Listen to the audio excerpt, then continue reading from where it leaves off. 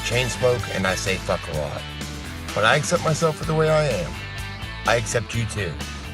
Viewer discretion advised. Did you guys see that painting of Bill Clinton? I need that. That would look great in my garage. I wouldn't mind having that as a blacklight poster.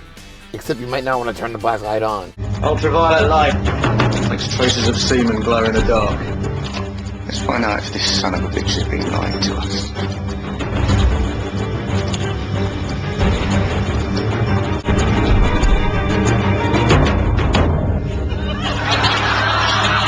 From The Sun, Andy's Fergie time.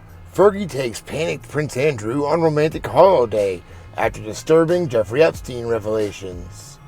Royal insiders have revealed Andrew, 59, is starting to shit himself over renewed attention after Epstein's death in a New York jail while awaiting trial for sex trafficking. So that's the news from The Sun yesterday. Prince Andrew shitting himself. August 14th, 2019. Jeffrey Epstein's last words to lawyer before his jailhouse death. Jeffrey Epstein was confident he could fight the child sex trafficking charges against him. It was in, quote, great spirits just hours before his jailhouse death on Saturday morning. But what really got me was this.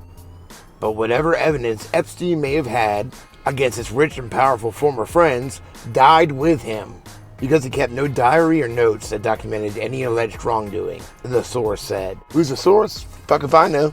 I think it's kind of funny they would say that, because I've heard from multiple sources that the island was rigged for video and audio. The mansion was rigged with video and audio. In Virginia Roberts Jeffrey's testimony, she said that the FBI told her she was being filmed the whole time, even while in the bathroom. That's one source. Including from the Daily Mail, rape, lies, and videotape.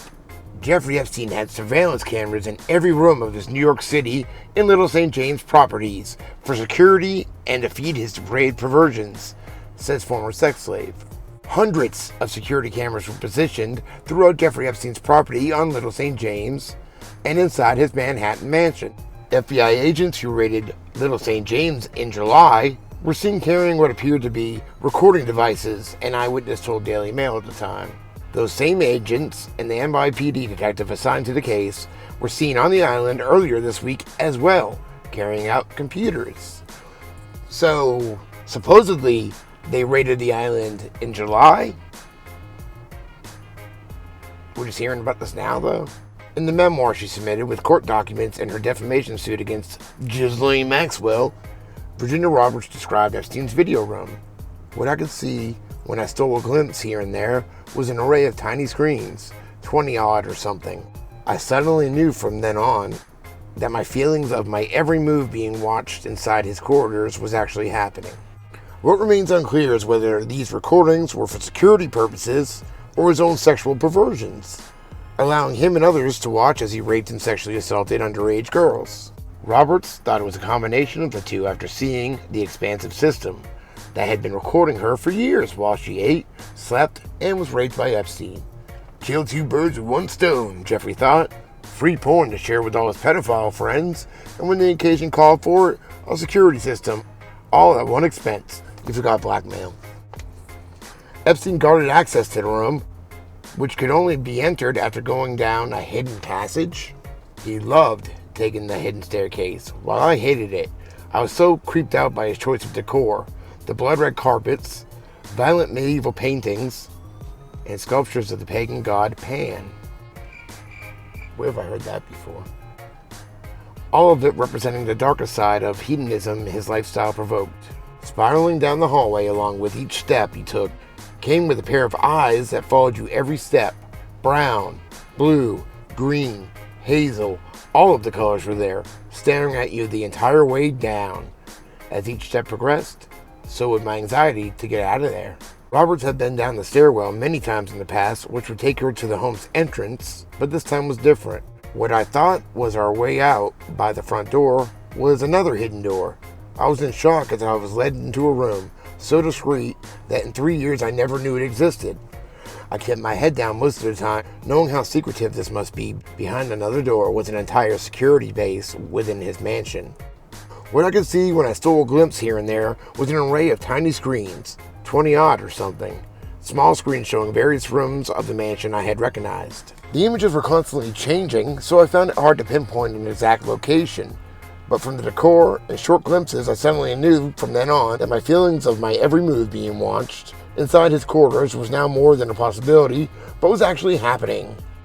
She also said that an obese Spanish guy was in the room, whose job was to disgustingly overlook all the video feedback. In another lawsuit, victim Jennifer Reyes also noted that she was immediately aware of the home surveillance system on the very first visit to the millionaire's mansion. Inside the front door, there were many security cameras pointing in all directions, she wrote in her complaint. Quote, "They're nothing, these girls. Unraveling the mystery of Ghislaine Maxwell, Epstein's enabler." Maxwell seemed to adore Epstein, who was a grinning grifter with the gift of gab and always had a story to tell, says an ex-girlfriend. On the weekends in the 1990s, Maxwell would have her rollerblades FedExed to Epstein's island in the Caribbean, and she got her helicopter's license so she could transport anyone she liked, without pilots knowing who they were. Maxwell also said the island had been completely wired for video. The friend thought she and Epstein were videotaping everyone on the island as an insurance policy, as blackmail. A source close to Maxwell says she spoke glibly and confidently about getting girls to sexually service Epstein, saying this was simply what he wanted, and describing the way she'd drive around the spas and trailer parks in Florida to recruit them. She would claim she had a phone job for them. "And then you'll make lots of money, meet everyone, and I'll change your life." The source continues. Ghislaine was in love with Jeffrey, the way she was in love with her father. She always thought if she just did one more thing for him to please him, he would marry her. Maxwell had one other thing to tell this woman. Quote, "When I asked what she thought of all the underage girls, she looked at me and said, 'They're nothing, these girls. They are trash.'" August 15th, 2019, from the New York Post.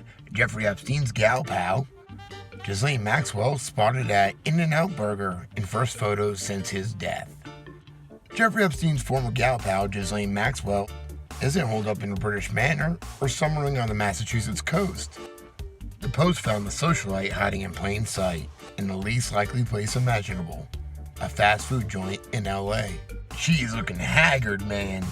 Sitting alone with a pet pooch, she was surprised to be found and told an onlooker, "Well, I guess this is the last time I'll be eating here." From the New York Post, August 14th, Epstein told lawyers that cellmate Nicholas Tartaglione roughed him up. Jeffrey Epstein told his lawyers that a hulking ex-cop inflicted the injuries that left him nearly unconscious in his cell last month. A source close to the convicted pedophile's case told the Post. Epstein was treated for neck injuries following the July 23rd incident inside the MCC. At the time, Epstein was sharing a cell with former Westchester County cop Nicholas Tartaglione, who faces a death penalty trial and 4 drug-related slayings. Fucking cock diesel. Look at that guy. And just a little bit about Nicholas Tartaglione's case. These 4 Middletown, Orange County, New York men disappeared without a trace 8 months ago. Now the U.S. Attorney's Office says the men were killed, and the person responsible is this man, Nick Tartaglione, a retired officer from the Briarcliff Manor Police Department, now under arrest. Village of Chester, New York Police Chief Peter Graziano says his detectives had been working hard to bring the victims' families closure and was stunned to hear a former police officer was accused of murder and selling cocaine. On April 11th, surveillance video shows the victims exiting their car outside a Chester diner in the same plaza as Liquid Lounge, owned by Tartaglione's brother. The U.S. attorney alleges the former officer murdered the men inside the bar. Today, investigators were executing search warrants of the bar and Otisville, New York farmland leased by Tartaglione and used by victim Martine Luna to raise pigs, according to police. Investigators digging on the property recovered 4 bodies yet to be identified. Epstein told his lawyers that, quote, "the cop roughed him up, and that's why they got him off suicide watch," the source said. This is pure speculation, but here's one scenario that could have played out. Nicholas Tartaglione's prosecutor is James Comey's daughter.